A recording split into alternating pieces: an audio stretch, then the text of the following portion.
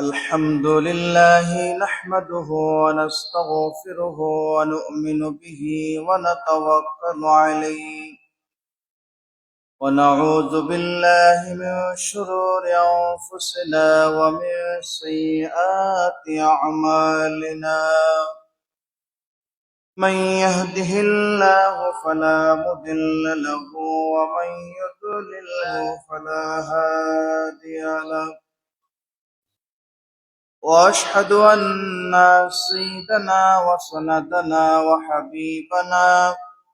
وحبيب ربنا وطبيبنا وطبيب قلوبنا وأولانا ومولانا محمد الذي أرسله بالحق بشيرا ونذيرا وداعيا إلى الله بإذنه وسراجا منيرا أما بعد فقد قال الله تعالى في كلامه المجيد وفي فرقانه الحميد أعوذ بالله من الشيطان الرجيم بسم الله الرحمن الرحيم يا أيها الذين آمنوا اذكروا نعمة الله عليكم وقال تعالى قل بفضل الله وبرحمته فبذلك فليفرحوا صدق الله العظيم وصدق رسوله النبي الحبيب الكريم ونحن على ذلك من الشاهدين والشاكرين والحمد لله رب العالمين.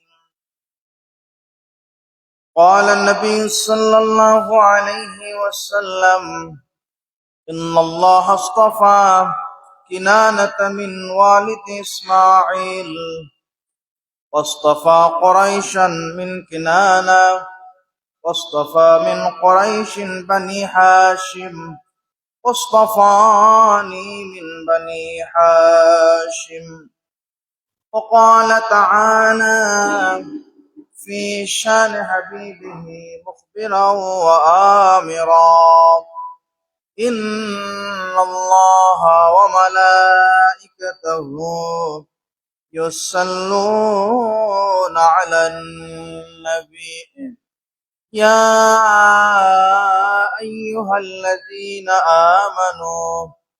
آمنوا صلوا عليه وسلموا تسليما صلى الله على محمد صلى الله عليه صلى الله على محمد صلى الله عليه غنبد خضراء जब नजर में आ गया है या रसूल अल्लाह का नारा आ गया है बेख्तियार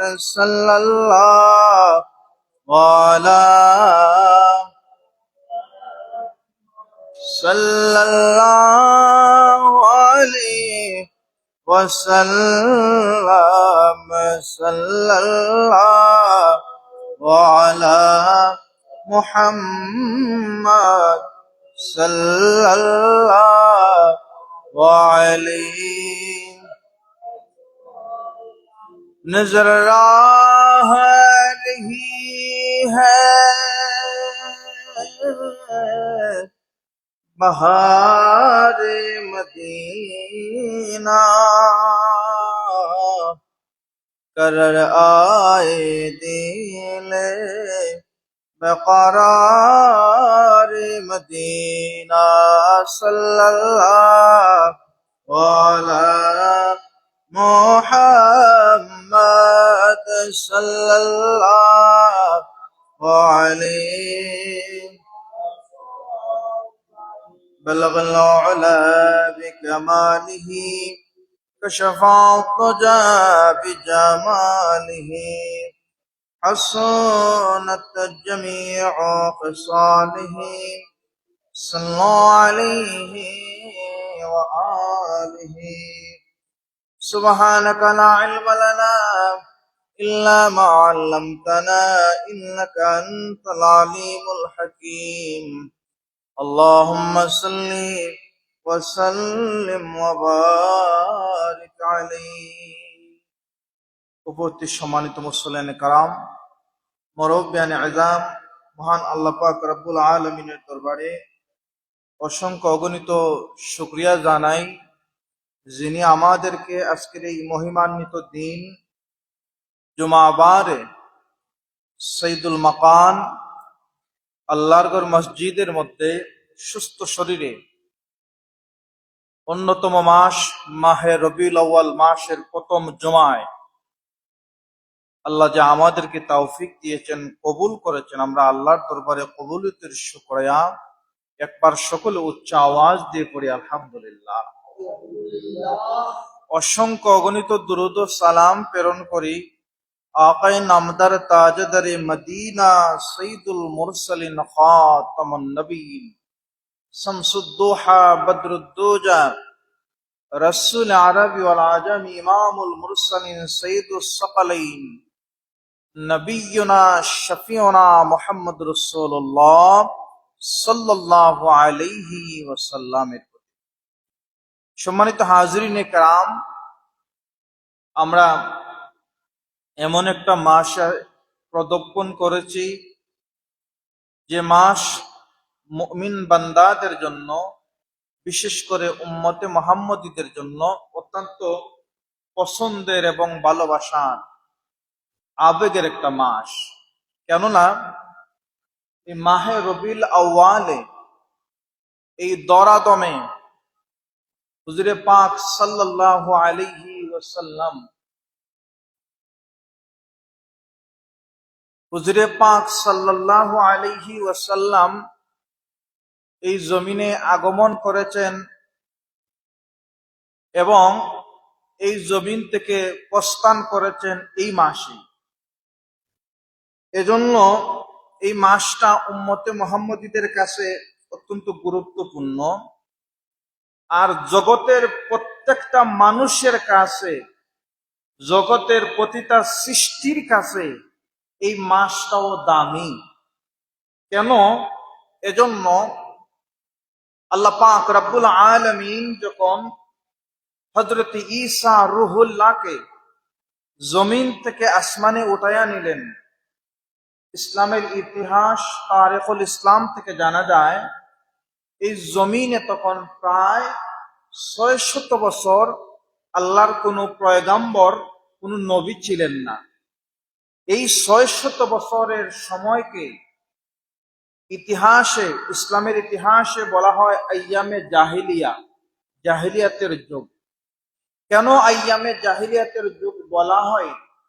এই সময়টা দুনিয়ার দিনের বেলা আলো ফুটতো, রাত অন্ধকার হতো, ঠিক আছে, কিন্তু প্রকৃতপক্ষে মানুষের মধ্যে মনুষ্যত্ব জিনিসটা বিলীন হয়ে গেছিল।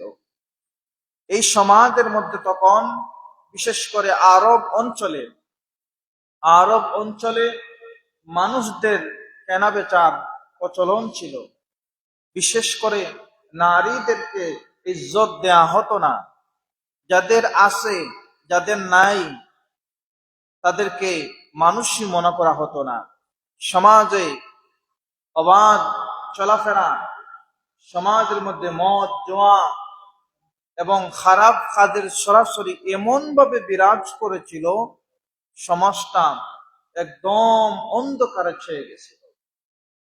এই ৬০০ বছর মানুষ অন্ধকারে যখন ছিল, আল্লাহ পাক রব্বুল আলামিন এই রবিউল আউয়াল মাসে জগতের শ্রেষ্ঠ মহামানব, যিনি রাহমাতাল লিল আলামিন, যিনি শাফিউল মুজনাবিন, যিনি ইমামুল মুরসালিন, রাসূল পাক সাল্লাল্লাহু আলাইহি ওয়াসাল্লামকে আল্লাহ পাক রব্বুল আলামিন এই জমিনে পাঠালেন।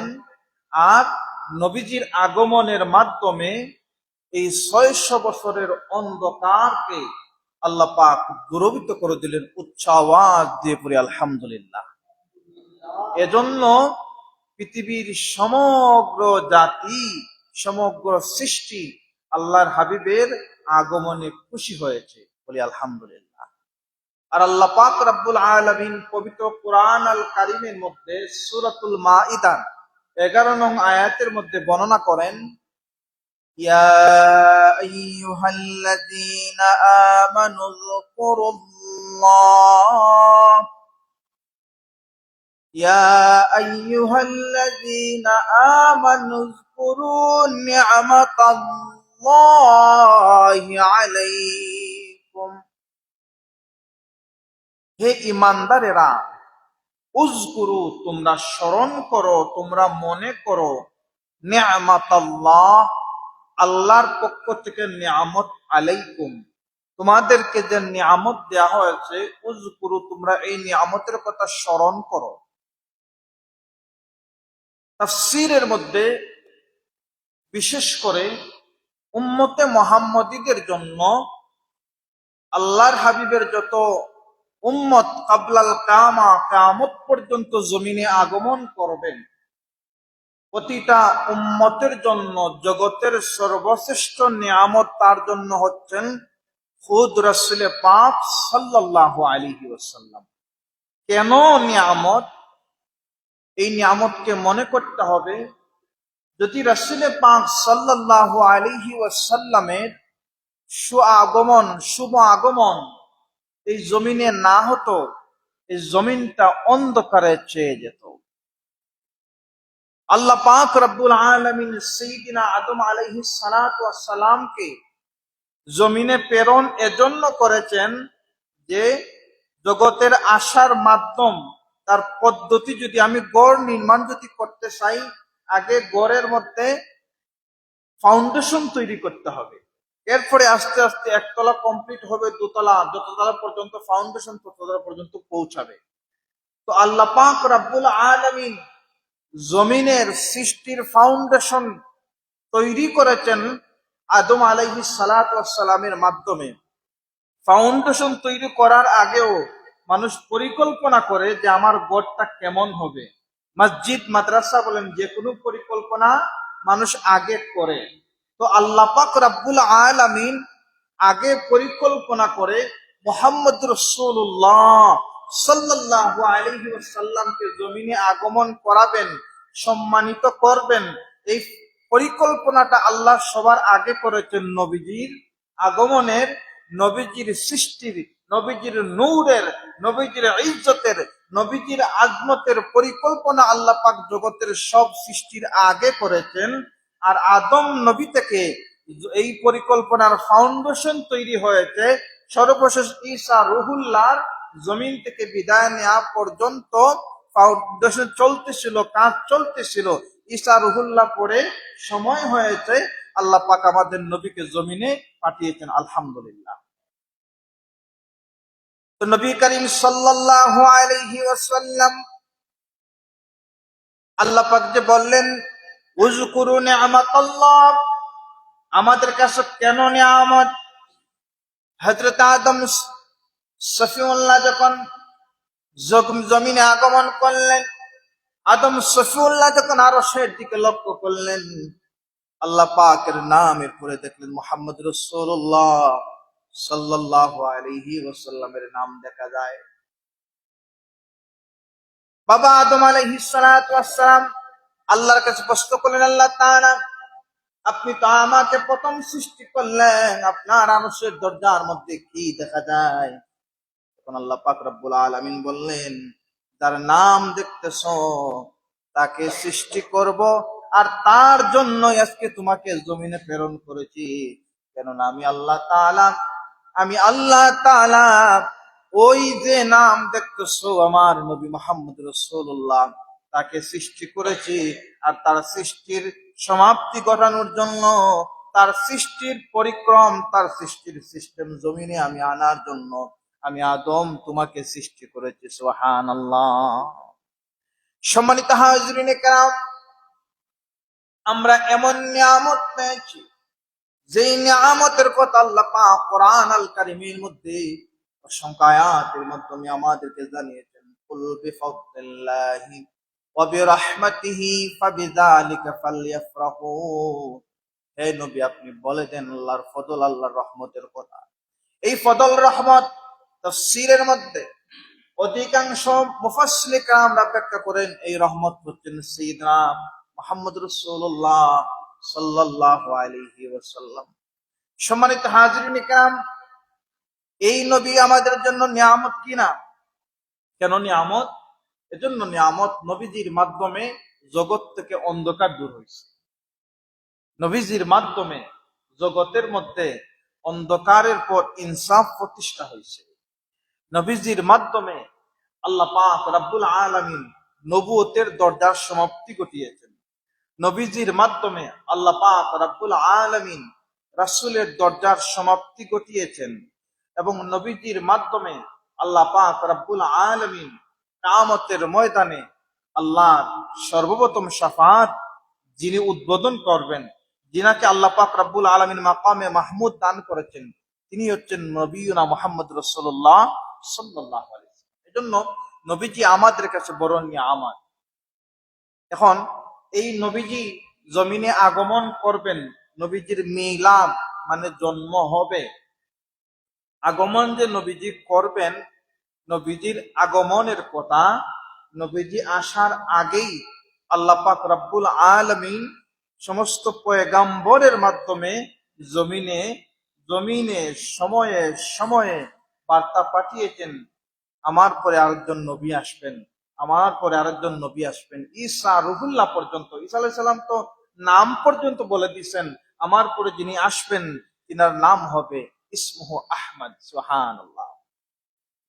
এটা তো হচ্ছে নবীজের জমিনে আগমন করার পর আল্লাহ পাক রব্বুল আলামিন তাদের মাধ্যমে ঘোষণা করিয়েছেন। ইমাম আল্লামা কাজী আয়েজ রহমতুল্লাহি আলাইহি আশ-শিফা বিতারিফুল হুকুমিল মুস্তাফা সাল্লাল্লাহু আলাইহি সাল্লাম কিতাবের মধ্যে তিনি লিখেন, আল্লাহ পাক রব্বুল আলামিন আলমে আরওয়াহের যুগে দুইটা মজলিস বসিয়েছেন। গভীরভাবে খেয়াল করবেন, এগুলো অত্যন্ত গুরুত্বপূর্ণ আলোচনা, যেগুলো আমাদের জানা অতীব জরুরি। আমরা যে নবীর উম্মত, ওই নবীর শান শৌকত, ওই নবীর মর্যাদা যদি আমরা না বুঝি, না জানি, তাহলে আমাদের মতো কপাল পোড়া কেউ নাই। এজন্য গভীর দৃষ্টিতে হৃদয়ের কানটা খোলা রেখে আলোচনা শোনার চেষ্টা করবেন। আল্লাহ পাক রব্বুল আলামিন এই জমিনে মানুষ সৃষ্টি করার আগে, পয়গাম্বরদেরকেও জমিনে সৃষ্টি করার আগে আল্লাহ পাক আলমে আরওয়াহের যুগে দুইটা মজলিস বসিয়েছেন। কয়টা মজলিস? দুইটা মজলিস। একটা মজলিসের মধ্যে আমরা প্রত্যেক মানুষ কিয়ামতের আগ পর্যন্ত যত মানুষ আগমন করবেন হযরত আদম নবী থেকে নিয়ে প্রত্যেকটা মানুষ এবং নবী রাসূল আউলিয়া কেরাম প্রত্যেকের রূহটা এই জায়গার মধ্যে মজলিস ছিল। এই প্রথম মজলিসের মধ্যে আল্লাহ পাক রব্বুল আলামিন একটা সাক্ষ্য নিয়েছিলেন সমস্ত নবী এবং সমস্ত মানুষের রূহ থেকে। আলাস্তু বিরাব্বিকুম, আল্লাহ পাক প্রশ্ন করেছিলেন, আমি কি তোমাদের রব নই? তখন প্রত্যেকটা রূহ কিয়ামত পর্যন্ত যতটা মানুষ আল্লাহ স্বীকার করবে, প্রত্যেকটা মানুষের রূহ সেদিন আমরা বলেছিলাম, আমরা বলেছিলাম বালা, হ্যাঁ অবশ্যই আপনি আমাদের রব। এরপরে আল্লাহ পাক রব্বুল আলামিন আরেকটা মজলিস করলেন, আরেকটা রূহের জগতে মজলিসের মধ্যে আল্লাহ পাক রব্বুল আলামিন নির্বাচন করলেন যারা জমিনের মধ্যে আল্লাহর বাণী পৌঁছাবে, জমিনের মধ্যে আল্লাহর দিন কায়েমের জন্য প্রচেষ্টা চালাবে।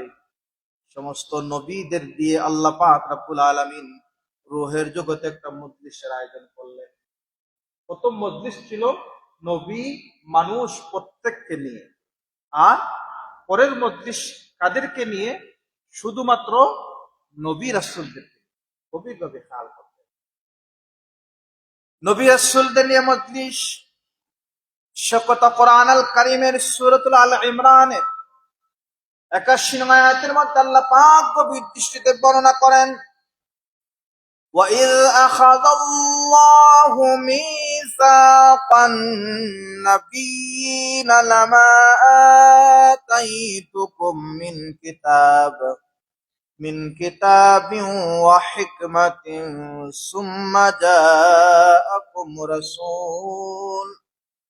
رسول مصدق لما معكم لتؤمنن به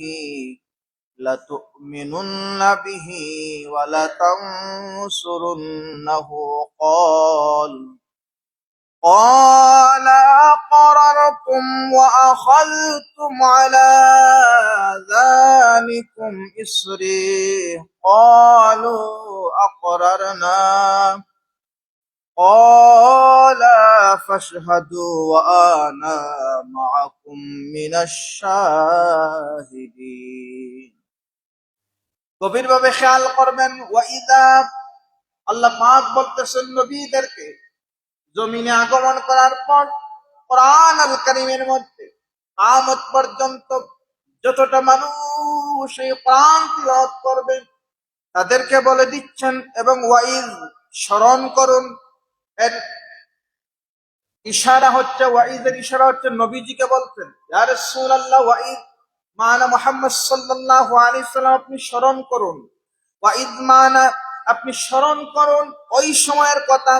আখাযাল্লাহু মিসাকান নাবিয়্যিনা লামা আতাইতুকুম, আমি যখন সকল নবীদের কাছ থেকে মিসাক মানে অঙ্গীকার নিয়েছিলাম, আমি তোমাদের কিতাব এবং হিকমত যা কিছু দিয়েছি, অতঃপর তোমাদের কাছে যা আছে তার সমর্থক স্বরূপ যখন একজন রাসূল আগমন করবেন, জাআকুম রাসূলুন, যখন একজন রাসূল আগমন করবেন, মুসাদ্দিকান লিমা মাআকুম লাতুমিনুন্না বিহি, তোমরা তার প্রতি ঈমান আনবে, ওয়ালা তানসুরুন্নাহ, তোমরা তার প্রতি ঈমান আনবে এবং তোমরা তাকে সাহায্য করবে। বলে সুবহানাল্লাহ। আল্লাহ পাক রব্বুল আলামিন নবীজিকে বলতেন, ইয়া রাসূলুল্লাহ আপনি স্মরণ করুন আলমে আরওয়াহের যুগে আল্লাহ পাক সমস্ত নবীদেরকে বলেছিলেন, আমি তোমাদের কাছ থেকে অঙ্গীকার নিলাম, অঙ্গীকার নিয়েছি আলমে আরওয়াহের যুগে আমি একজন তোমাদেরকে কিতাব, তোমাদেরকে হিকমত যা কিছু দান করব সমর্থ স্বরূপ, আমি তোমাদের মধ্যে একজন রাসূল প্রেরণ করব, লা তুমিনুন্না বিহি, তোমরা ওই রাসূলের প্রতি ঈমান আনয়ন করবে, ওয়ালা তানসুরুন্নাহ, আর তোমরা তাকে সাহায্য করবে।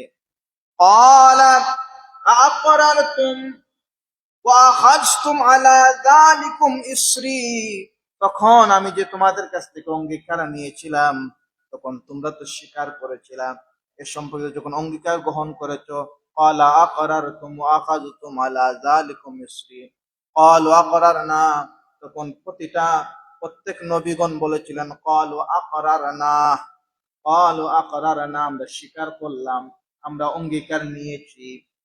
ক্বালা ফাশহাদু ওয়া আনা মাআকুম মিনাশ শাহিদিন। গভীর কথা, আল্লাহ পাক রব্বুল আলামিন বলেন, আলমে আরওয়াহের যুগে আমি যখন নবীদেরকে প্রস্তুত করেছিলাম, নবীদেরকে অঙ্গীকার নিয়েছিলাম, প্রত্যেক নবীরা তখন বলেছিলেন আমরা তার প্রতি ঈমান আনয়ন করব, আমরা তাকে সাহায্য করব।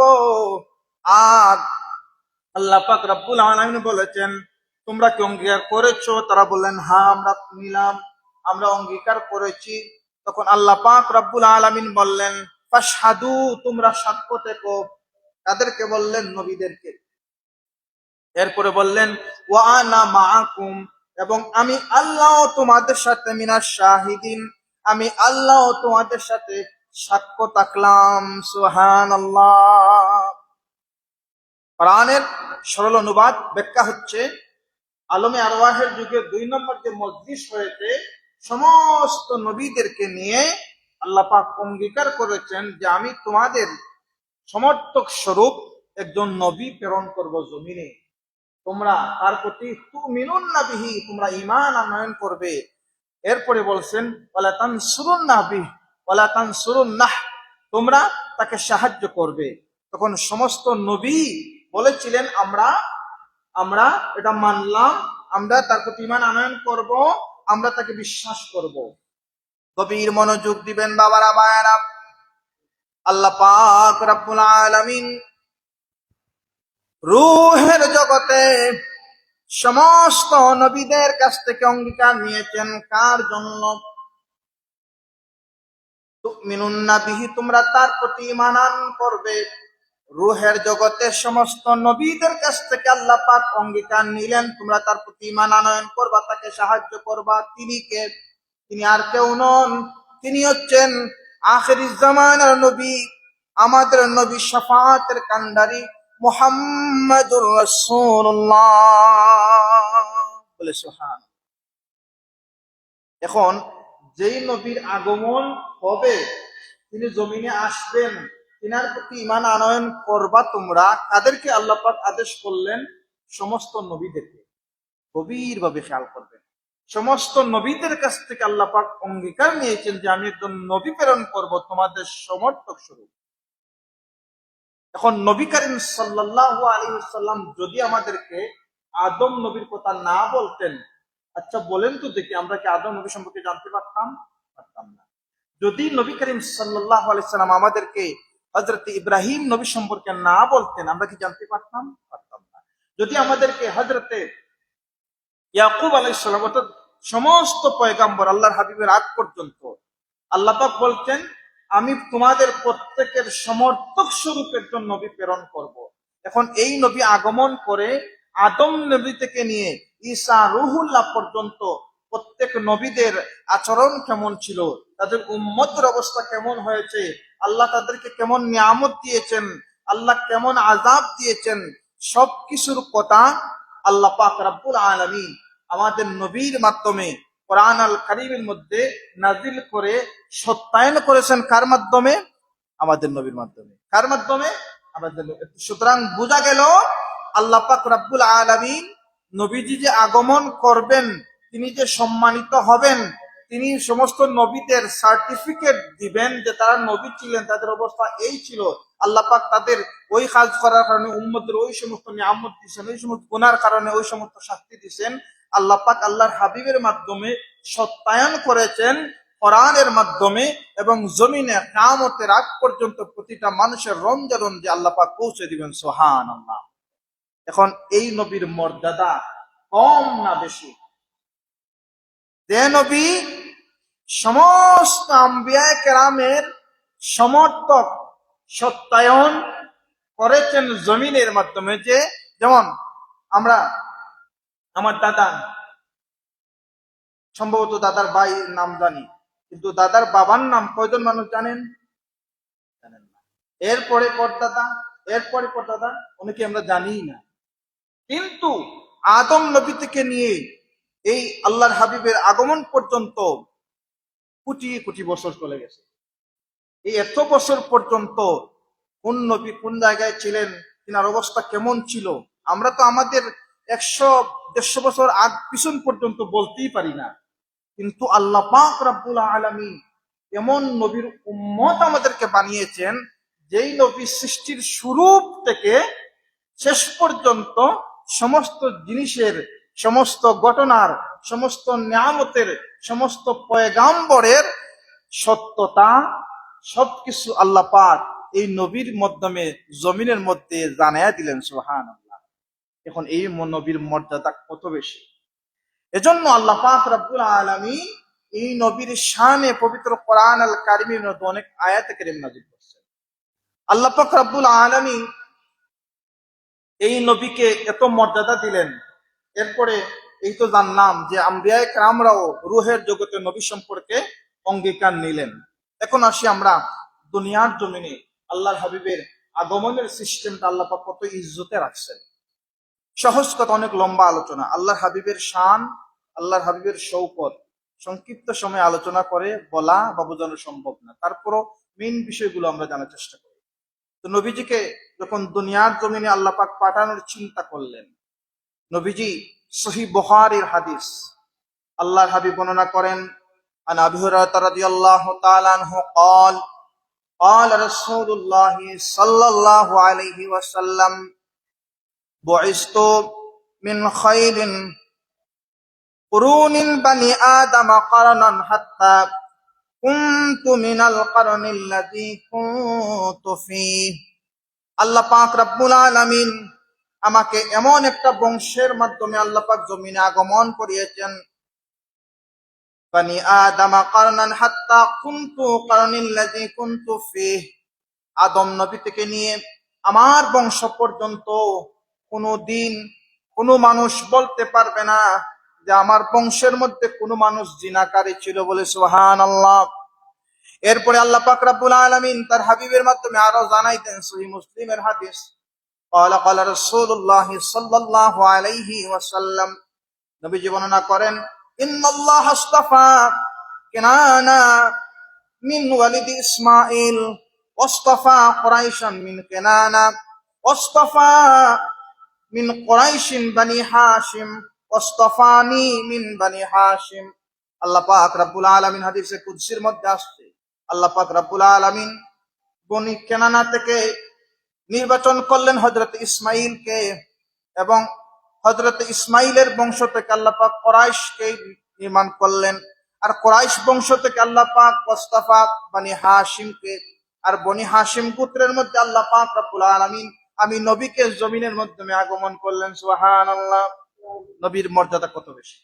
এখন এই নবী করিম সাল্লাল্লাহু আলাইহি ওয়াসাল্লাম কুরাইশ এবং বনু হাশিম গোত্রে বংশে জন্মগ্রহণ করার কারণে এই বংশের মর্যাদাও জমিনের মধ্যে বেড়ে গেছে। সুবহানাল্লাহ, নবীজি যেই বংশে আসতেন এই বংশে আসার কারণে এই বংশের মর্যাদা বেড়ে গেছে। যেই শহরে আসছেন এই নবীজি যত জায়গায় প্রদক্ষিণ করছেন, প্রদক্ষিণ করার কারণে প্রত্যেকটা জায়গাটাও সম্মানিত হয়ে গেছে। তো সময় আমাদের শেষ হয়ে গেছে, সংক্ষিপ্ত ভাবে আমরা জানি নবীজি যে বংশে আসলেন নবীজির কারণে এই বংশটা সম্মানিত হয়েছে। তো আল্লাহর হাবিব বর্ণনা করেন, এই যে বংশে নবীজি আগমন করলেন কুরাইশ বংশ, এই বংশটা সম্মানিত হওয়ার 7টা কারণ আছে। কয়টা কারণ? 7টা। সংক্ষিপ্ত ব্যাখ্যা ছাড়াই বলে দিচ্ছি। প্রথম কারণ হচ্ছে কুরাইশ বংশ সম্মানিত হয়েছে এজন্য নবীজি বর্ণনা করলেন যে আমি নবী কুরাইশ বংশের উলিত্তু জন্ম নিয়েছি, মানে হাশিম বা বনি কুরাইশের মধ্যে জন্ম নিয়েছি, এজন্য কুরাইশ বংশ সম্মানিত হয়েছে। 2 নম্বরে আল্লাহ পাক রব্বুল আলামিন নবুয়তের শেষ দরজা যে বংশের মাধ্যমে প্রদীপ জ্বালিয়েছেন সেই বংশের নাম কুরাইশ বংশ। 3 নম্বরে আল্লাহ পাক রব্বুল আলামিন সেই সময়ে কাবাগরের পরিষ্কারের রক্ষণাবেক্ষণের দায়িত্ব দিয়েছেন কোন বংশকে? কুরাইশ বংশ, এজন্য এই বংশটা সম্মানিত। এরপরে আল্লাহ পাক রব্বুল আলামিন মায়ে জামজাম, জমজম কূপের পানি মানুষকে পরিবেশনের দায়িত্ব দেয়া হয়েছিল, বা যে বংশ পালন করেছে দায়িত্ব, সেই বংশের নাম কুরাইশ, এজন্য এই বংশটা জগতে সম্মানিত। এরপরে আল্লাহ পাক রব্বুল আলামিন আল্লাহর হাবিবকে আগমনের কিছুদিন আগে, কেউ বলতেছেন প্রায় 55 দিন, কেউ বলতেছেন প্রায় 100 দিন, আর যেটাকে ইসলামে তারিখুল ইসলামে আল্লাহর হাবিবের বা ইসলামের ইতিহাসের মধ্যে আল্লাহর হাবিবের জিন্দেগি থেকে জানা যায়, এই সময়টাকে আমুল ফিল বলা হয়, হাতি হস্তি বছর বলা হয়। এই সময়টাতে যখন বাদশাহ আব্রাহা, ইয়ামেনের বাদশাহ আব্রাহা যখন কাবাগর ধ্বংস করতে চাইছে, সে এমন একটা গড় নির্মাণ করছে ইয়ামেনের মধ্যে কাবাগরকে কপি কইরা। কেননা কাবাগরে মানুষ দূর দূরান্তকে আসার কারণে এই এরিয়ার মানুষের ব্যবসার উন্নতি হচ্ছে, মানুষের লাভ হচ্ছে। চিন্তা করলো ইয়ামেনের বাদশাহ আব্রাহা, আমি যদি এরকম একটা কাবা বানাই তাহলে আমার দিকেও মানুষ আসবে, সেই কাবার দিকে যাবে না, আমিও সম্মানিত হয়ে যাব, বা আমার মানুষের ব্যবসা, তাদের অর্থনৈতিক অবস্থা উন্নতি হবে, এই চিন্তা একটা গড় নির্মাণ করছে। যখন আরবের একটা মানুষ, কিছু বর্ণনা পাওয়া যায়, একজন মানুষ গেছেন ওই জায়গায়, দেখলেন যে ওই কাবাকে কপি করে একটা কাবা বানাইছে তিনি, ওই জায়গার মধ্যে কেউ বলছেন ইতিহাসের মধ্যে প্রস্রাব বা পায়খানা করে ফেলছেন। এটা করার কারণে সে রাগান্বিত হয়ে এই গড়কে ধ্বংস করার জন্য সৈন্য পাঠাইছে। 60,000 30,000 বর্ণনা পাওয়া যায়। এই পাঠানোর কেন কারণ, এই গড়কে ধ্বংস করে তার গড়কে সম্মানিত করার জন্য।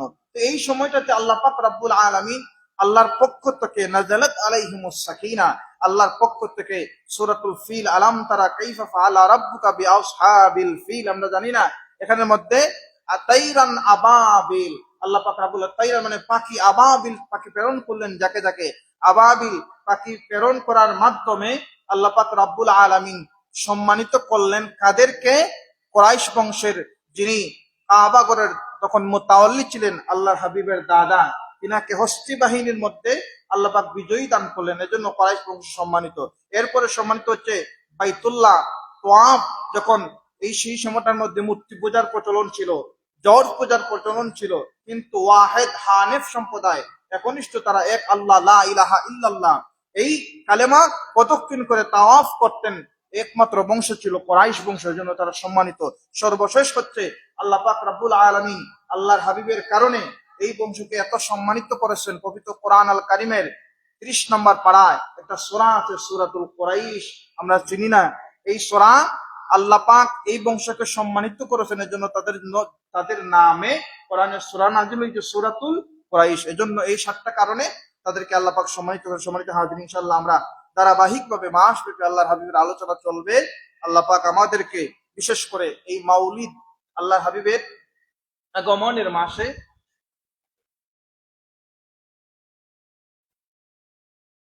এই সময়টাতে বিশেষ করে আমরা নবীজুর উম্মত কি উম্মত না? বলেন, আমরা নবীজুর উম্মত তো? সবাই মানেন তো? এটা মানেন তো? নবীজির সুন্নত পালন করেন বা না করেন, কিন্তু নবীজির উম্মত যদি আপনি এটা অস্বীকার করেন তাহলে আপনার ঈমান থাকবেনি? থাকবে না। এজন্য হাজরিন, আজকে আমরা যেমন একটা মাস আগমন করেছি, যে মাসটা রবিউল আউয়াল, প্রথম বসন্ত, এবং এটা এমন একটা বসন্ত যেটা প্রতিটা মুমিনের হৃদয়টাকে আলোকিত করে দেয়। আলহামদুলিল্লাহ, জীবনে আমরা যত দান খয়রাত সদকা করি, বিভিন্ন বিপদে পইরা, চাপে পইরা, লোভে, ক্ষতিতে,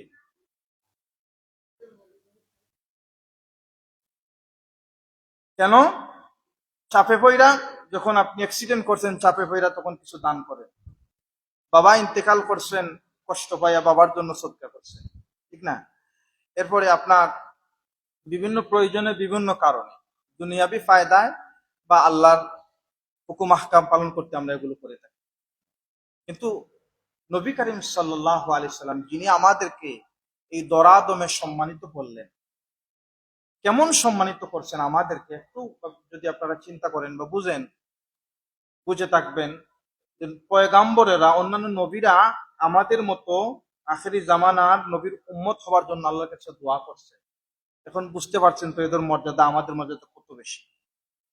এখন যে মর্যাদা আল্লাহ পাক আমাদেরকে দান করলেন, যার মাধ্যমে রাসূল পাক সাল্লাল্লাহু আলাইহি সাল্লামের উম্মত হওয়ার মাধ্যমে, এখন এই নবীর জন্য যে আমি নবীর জন্য এই জিনিসটা দিলাম আল্লাহর রাস্তায়, এরকম দান আমরা করিনি।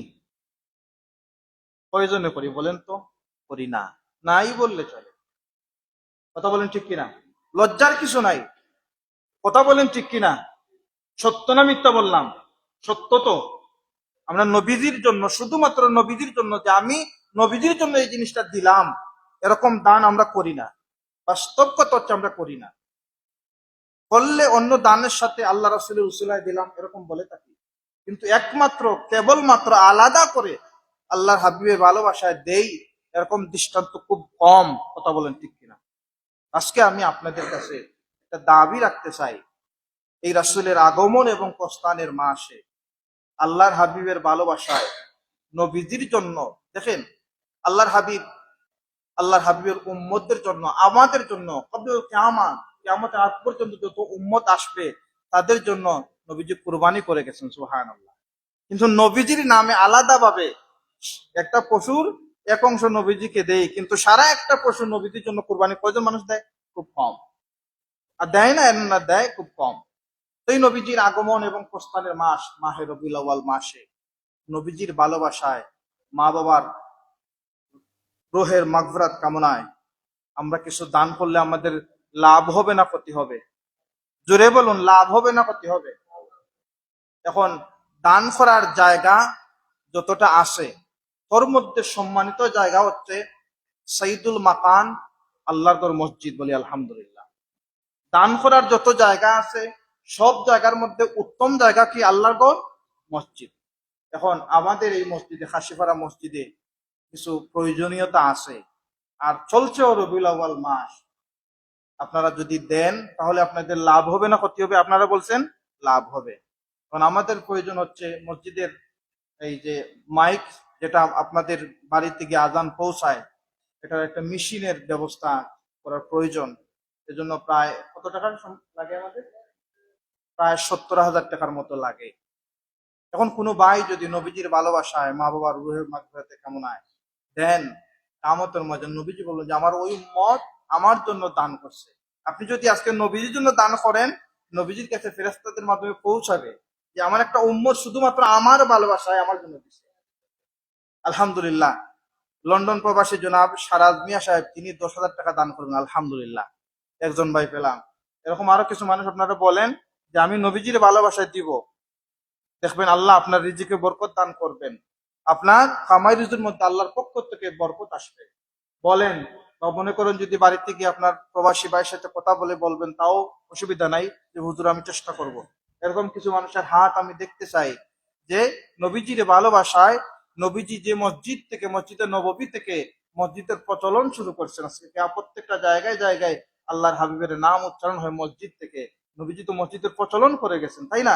তো এই মসজিদ সুন্দর হোক, শান্তিতে মানুষের কানে আপনার টাকার মাধ্যমে, দানের মাধ্যমে একজন মানুষের কানে যখন আজান পৌঁছাবে, যতদিন পর্যন্ত এই মাইকে আজান চলবে, ততদিন পর্যন্ত সদকা জারিয়ার সওয়াব আপনার আমল নামার মধ্যে যাবে। এখন আপনি যদি কবরে চলে যান, তাও যেতে থাকবে যতদিন পর্যন্ত আপনার টাকার কেনায় মাইকে আজান হবে আর মানুষ আজান শুনবে, আপনি সওয়াবের অংশীদার হবেন। আরো কিছু ভাইয়ের আপনারা বলেন 10,000 টাকা পাইলাম, আরো 60,000 টাকা বাকি আছে, আরো 6 জন মানুষ দাঁড়ায় যান। আচ্ছা তাহলে ঠিক আছে, মোটামুটি আরো 30,000 টাকা হয়ে গেলে আমাদের হয়ে যায়। হুম, আরো 30-40,000 টাকা হয়ে যায়। যদি আপনারা এখন মনে করেন যে বলতে কষ্ট হচ্ছে, প্রবাসী সাথে কথা বলে বলবেন। আগামী জুমায় আপনারা জানাই দিন, ইনশাল্লাহ। আমাদের সময় বেশি নাই, এখানে সংক্ষিপ্ত করতে হবে। আগামী জুমায়, হ্যাঁ, এই তো পেলাম যে প্রবাসীর সাথে যারা মোটা অঙ্ক দিবেন। এখন আসুন, হুজুর আমি তো প্রবাসী না, আমি কি এই বরকতের মাসে নিয়ামত থেকে বঞ্চিত হব না? আপনাকে আমরা বঞ্চিত হতে দেব না। আপনিও শরীক হন 1,000 টাকা দিয়ে, 2,000 টাকা দিয়ে। এরকম কিছু হাত আপনারা তোলা, যে হুজুর আমি 1,000 টাকা দিব, 2,000 টাকা দিব। নবীজির জন্য আল্লাহর মসজিদে আপনারা দান করেন। বলেন দেখি কে কে দিবেন, হাত তোলেন। মাশাআল্লাহ, মুতুল্লি সাহেব থেকে শুরু হয়েছে। 2,000 টাকা দান করবেন আল্লাহর মসজিদে, প্রত্যেকে বলি মারহাবা। হ্যাঁ, রুবল ভাই দিবেন 1,000 টাকা, প্রত্যেকে বলেন মারহাবা। হ্যাঁ, সুমন ভাই দিবেন 1,000, মারহাবা। এই তো আলহামদুলিল্লাহ আসতেছে, বলেন দেখি ওই দিক থেকে আসতেছে না?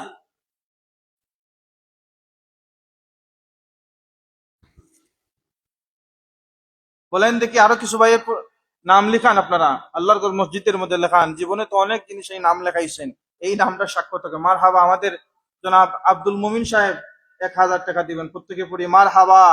তিনার বাবা অসুস্থ, আল্লাহ পাক আল্লাহর বান্দাকে সুস্থ করুন। 5,000। আলহামদুলিল্লাহ। আমাদের জনাব নুরুল হক টিটু সাহেব 5,000 টাকা দান করবে, প্রত্যেকে বলে মার হাবা। দেখি আরো কিছু নাম দেখতে চাই, আপনারা বলেন। লজ্জা নাই, আল্লাহ রাস্তায় দিতে লজ্জা নাই, দেন। আল্লাহ রাস্তায় আপনি দিবেন। আজ করুনি, আল্লাহকে স্মরণ করবেন। আল্লাহ বলছেন আজ করুকুম, আমি তোমাদেরকে স্মরণ করবো। আলহামদুলিল্লাহ। জি, মাশাআল্লাহ। জনাব জমির আলী সাহেব 5,000 টাকা দিবেন। এর আগে লেখছেন নুরুল হক টিটু সাহেব 5,000 টাকা। দেখি আরো কিছু মুসল্লিয়ানে কেরাম, আপনারা বলুন। আপনাদের মসজিদ, মসজিদ খান আপনাদের, আপনারা নামাজ পড়েন। এখন আপনাদের মসজিদে অনেক সময় দূরবর্তী মেহমান আসেন, রাস্তায় একজন মানুষ যাচ্ছে, আজান শোনা যায় না, এত কষ্টের। আলহামদুলিল্লাহ। জনাব ফারুক মিয়া ব্যবসায়ী সাহেব, তিনি 1,000 টাকা দিবেন। মার হাবা, লিখেন, তিনার নাম লিখেন।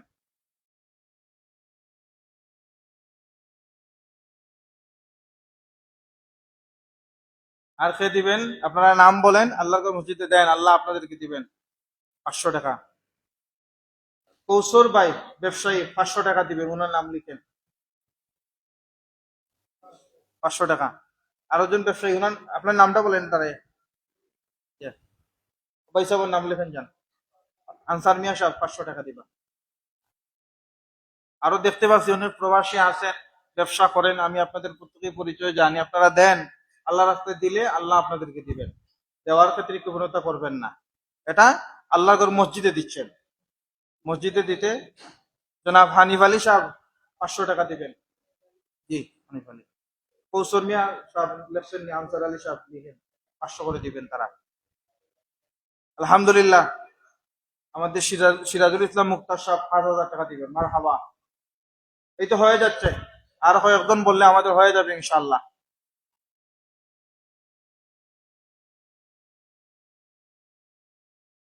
দেখি যুবক ভাইদের মধ্যে থেকে কুয়েত প্রবাসী, কুয়েত প্রবাসী ভাই 1,000 টাকা দিবা। এত বড় ভাই বেদর সবর বড় ছেলে, 1,000 টাকা দিবা। আরো ভাই দেখি, আরো কে বাকি আছেন আপনারা যারা, বলেন একটু।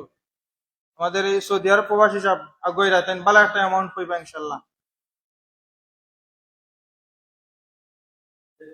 মাশাল্লাহ। আল্লাহর বান্দা নগদ 2,000 টাকা দিচ্ছে, সবাই আমার হাবা।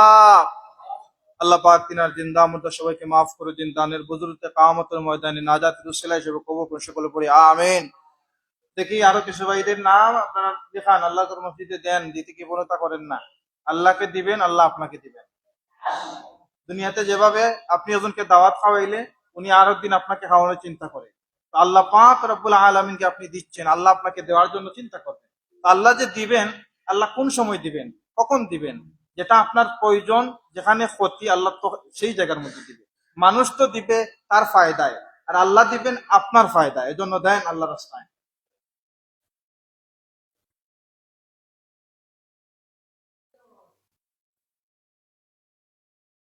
শামীম ভাই, জনাব শামীম ভাই, উনি 1,000 টাকা দিবেন, ওনার নাম লিখেন।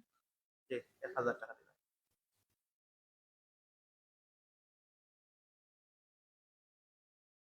দেখি আরো 2 জন ভাই বলেন, আপনারা মোটামুটি প্রায় কাছাকাছি চলে গেছে আমাদের। আর এরপরে আপনারা, আপনার নাম লেখা হবে। মার হাবা জাহেদ ভাই 2,000 টাকা, ওনার তো কম হয়ে যায়, উনি আরো বেশি দিবেন। ওনার ভাইদের সাথে কথা বলে আরো বেশি দিবেন। হ্যাঁ, আমাদের প্রফেসর আমিনুল ইসলাম সাহেব, উনি দিবেন 1,000 টাকা। মার হাবা।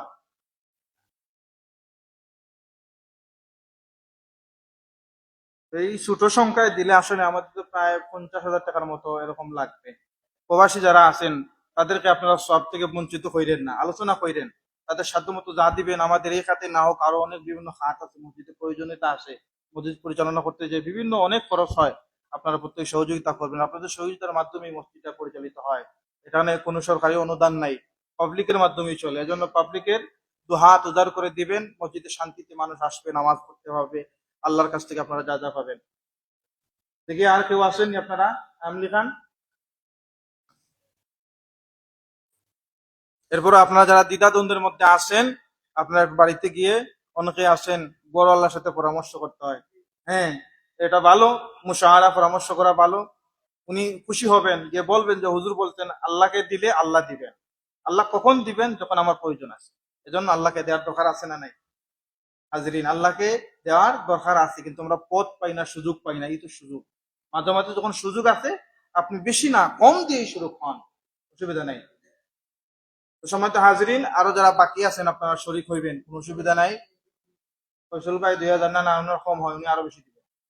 মার হাবা। আল্লাহ পাক কবুল করুন, ইনশাল্লাহ দিবেন। সবসময় ওনারা দেন, ওনাদের মাধ্যমেই প্রত্যেকের দানের মাধ্যমে মসজিদটা চলে। জনাব মিজানুর রহমান 1,000 টাকা দিবেন। ওই যে মিজানুর রহমান। জি। আচ্ছা, ইনশাল্লাহ আপনারা দিয়ে দিন, যারা ইচ্ছা আছে বাড়িতে পরামর্শ করে।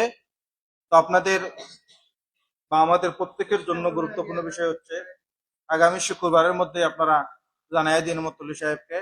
তো আগামী এই 25 তারিখ মঙ্গলবার দিবাগত রাত হচ্ছে আল্লাহর হাবিবের বিলাদতের বিলাদতের রাত, আগমনের রাত 12ই রবিউল আউয়াল। আমাদের মসজিদে প্রতি বছর এই আয়োজন হয়।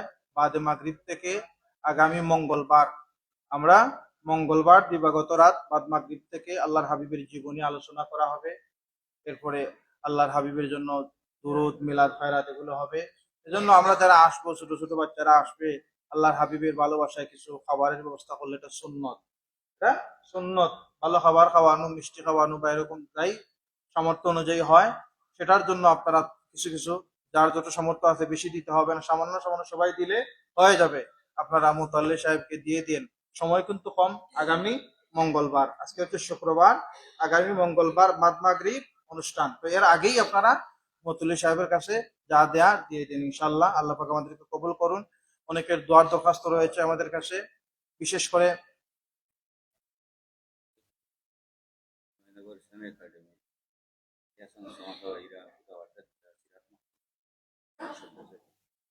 হাজরিন, আমরা অনেক কথা বললাম, অনেক মেহমান আপনারা আসছেন, কষ্ট নিয়েন না। আমাদের মসজিদের প্রয়োজনে নির্ধারিত সময় থেকে একটু দেরিতে চলে গেছে, আপনাদের কাছে আমরা ক্ষমা প্রার্থী। আর অনেকে দোয়া চেয়েছেন, বিশেষ করে আমাদের মসজিদের পাশেই মসজিদের সাবেক কেশিয়া সাহেব জনাব আব্দুল মুমিন সাহেবের আব্বা অসুস্থ, উনি আইসিইউতে আসেন, সবার কাছে দোয়া চেয়েছেন, আপনারা দোয়া করবেন। এরপরে জনাব মরহুম মনির আহমদ আলী সাহেবের ছেলে এবং পরিবারের পক্ষ থেকে মিলাদ শরীফের আয়োজন করা হয়েছে, ওনারাও দোয়া চেয়েছেন সহ। হ্যাঁ, হ্যাঁ, ঠিক আছে। আমাদের প্রবাসী যিনি মসজিদে দান করলেন, ওনাদের জন্য আমরা দোয়া করি। ওনারাই সবসময় আমাদের দিকে সুনজর রাখেন, মসজিদ মাদ্রাসার দিকে। আল্লাহ পাক তিনার সফরকে কবুল করুন, সকলে করি আমিন। সহ আরো যারা দোয়া চেয়েছেন, আপনাদের কাছে দোয়া চান যে মসজিদে যাইবা, আমার লাগে দোয়া হয়, এরকম হয় কি হয় না? তুমি নামাজে গেলে আমার কথা মনে করি, এরকম বলেন কি বলেন না? এই জন্য প্রত্যেকের আর্জি গুলো মনে করে আমরা দোয়া করবো। আস্তাগফিরুল্লাহ, ইন্নাল্লাহ গফুরুর রহিম। আস্তাগফিরুল্লাহ রাব্বি মিন কুল্লি যামবিন ওয়া আতুবু ইলাইহি, লা হাওলা ওয়ালা কুওয়াতা ইল্লা বিল্লাহিল আলিয়্যিল আযীম। লা ইলাহা ইল্লাল্লাহ মুহাম্মাদুর রাসূলুল্লাহ। আল্লাহুম্মা আমিন। আলহামদুলিল্লাহি রাব্বিল আলামিন ওয়াল আকিবাতু লিল মুত্তাকিন ওয়াস সালাতু ওয়াস সালামু আলা রাসূলিহিল কারীম ওয়া আলা আলিহি ওয়া আসহাবিহি আজমাইন। ربنا ظلمنا أنفسنا وإن لم تغفر لنا وترحمنا لنكونن من الخاسرين. ربنا عليك توكلنا وإليك نبنا وإليك المصير. اللهم صل على سيدنا مولانا محمد عبدك رسول النبي المصطفى. اللهم يا حي يا قيوم برحمتك نستغيث، يا أرحم الراحمين يا الله، يا أرحم الراحمين يا الله।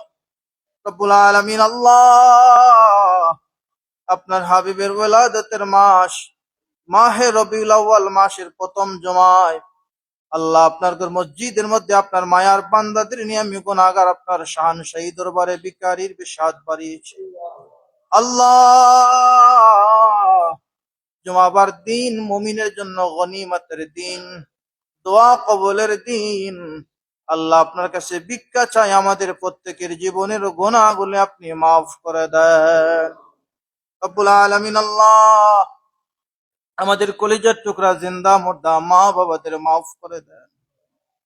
বিশেষ করে যারা অন্ধকার খবরে চলে গেছেন, আয় আল্লাহ, দুনিয়ার সব জায়গার মুহূর্তের মধ্যে আমরা সংবাদ নিতে পারি, কিন্তু আমাদের বাড়ির পাশে, রাস্তার পাশের কবরগুলো সংবাদ আমরা জানি না।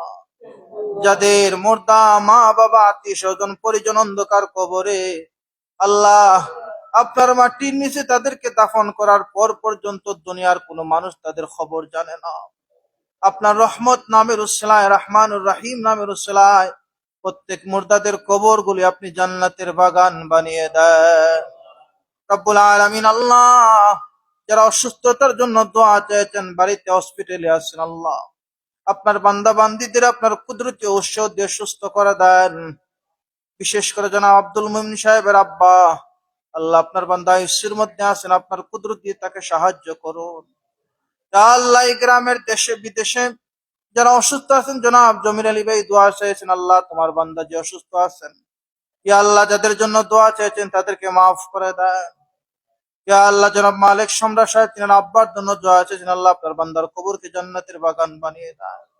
আর যারা আপনার ঘর মসজিদের মধ্যে দান করার জন্য আদাবদ্ধ হলেন, আল্লাহ প্রত্যেকটা ভাই বন্ধুদের বাবা মা যারা কবরে চলে গেছেন প্রত্যেকের কবর গুলো জান্নাতের বাগান বানিয়ে দেন রব্বুল আলামিন। আল্লাহ, ময়দানে মাহাশারে কঠিন বিপদের সময় এই ভালো আমল গুলো দান গুলো এই মসজিদের শ্রদ্ধা গুলো আমাদের জন্য আপনি নাজাতের উসিলা বানায় দিন। আয় আল্লাহ, বুক বড় আশা নিয়ে ভিক্ষা চাই মনিব, আপনি আমাদেরকে হারামান শরীফাইনের মকবুল জিয়ারত নসিব করুন।